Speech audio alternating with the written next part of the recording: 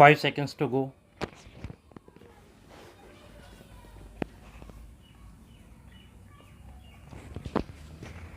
Start. I welcome you to this meeting to review the situation in the states most affected by left wing extremism. I am grateful to the Prime Minister for agreeing to chair this meeting.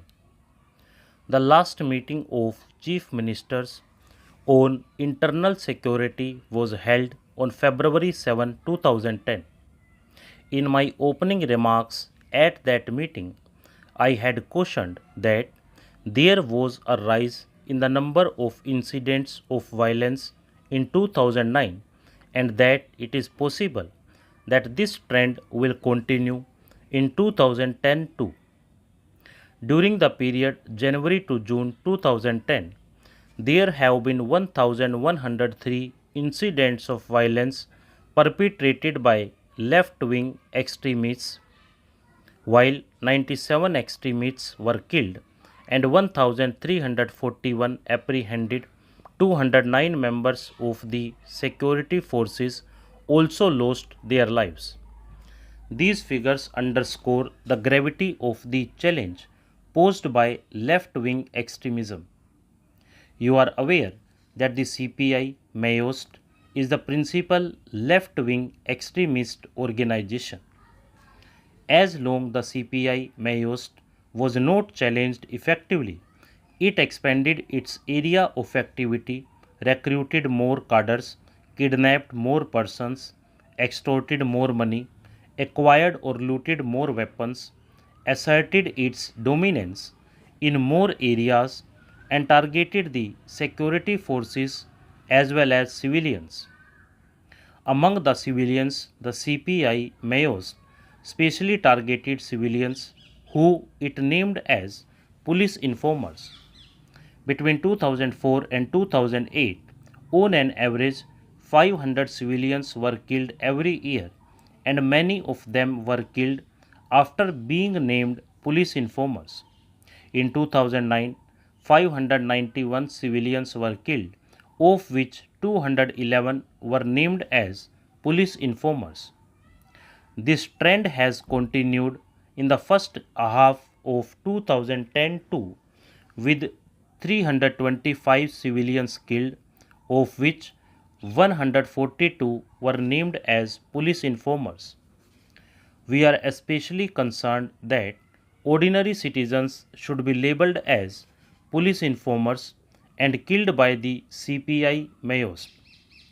The CPI Maoist has no right to set itself up as judge, jury, and executioner. In fact, it has no right to carry arms.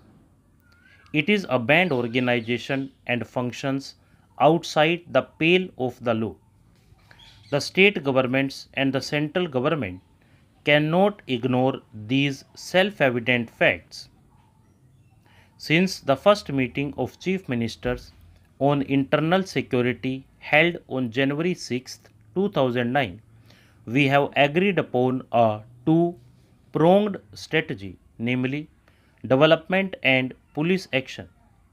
Since then, we have remained on course, and in subsequent meetings at New Delhi and in the state capitals, we fine-tuned the strategy in accordance with state-specific requirements. The efforts of the state governments, assisted by central paramilitary forces, have met with mixed results.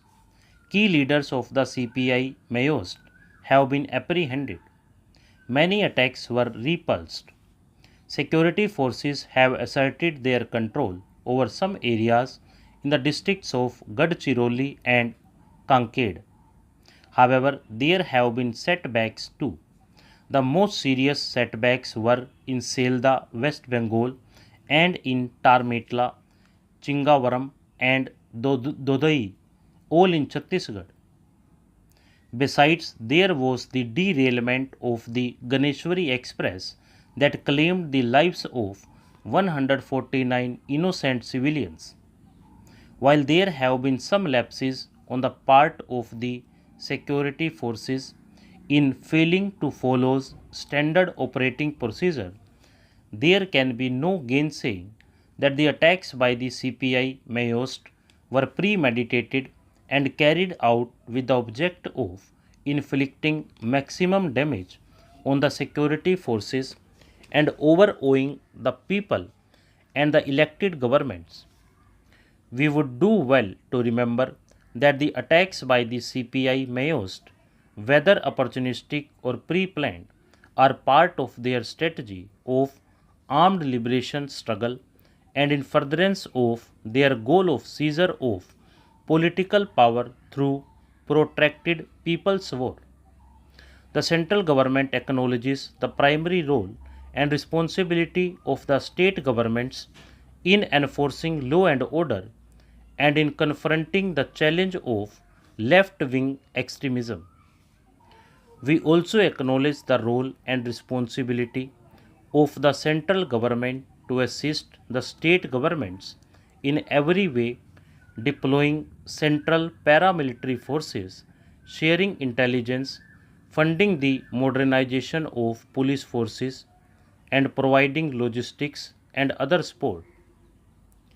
In the light of the experience gained in the last 6 months, we have reviewed the level of support that we can provide to the state governments and we have taken the following decisions: to provide more helicopters for logistics support, troop movement, supplies and evacuation; to fund the establishment, strengthening of 400 police stations in the affected districts at the rate of rupees 2 crore per police station on 80-20 basis over a period of 2 years; to sanction additional SPOs to the states; to request the state governments of Chhattisgarh, Jharkhand, Odisha and West Bengal to create a unified command for anti-Naxal operation, to appoint a retired Major General of the Army